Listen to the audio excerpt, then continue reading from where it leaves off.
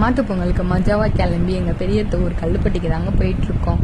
போகிற வழியெல்லாம் பூந்தோட்டம் வயல்வெளின்னு பார்க்கவே ரொம்ப சூப்பராக இருந்துச்சு. வழியில் இந்த வாத்துக்கூட்டம் வேற பார்க்கவே அப்பா என்ன ஒரு அழகாக நடந்து போயிட்டுருக்குது. நாங்கள் எப்பயுமே குளித்தலைக்கு பைபாஸில் போக மாட்டோம், இந்த மாதிரி ஊருக்குள்ளே தான் போவோம். அப்போ தான் இந்த மாதிரி அழகழகான லொக்கேஷன்ஸ்லாம் பார்க்க முடியும்.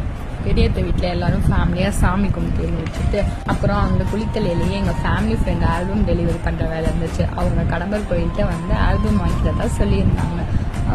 ஃபேமிலி குட்டீஸும் கூட வரேன்னு ஆசையாக கிளம்பி வந்துட்டாங்க. அப்புறம் என்ன ஜாலியாக போய் ஆல்பம் டெலிவரி பண்ணிவிட்டு நாங்களும் கோயிலுக்கு போய் சாமி கும்பிட்டுட்டு அவ்வளோ அழகாக இருந்துச்சுங்க கடம்பர் கோயில்.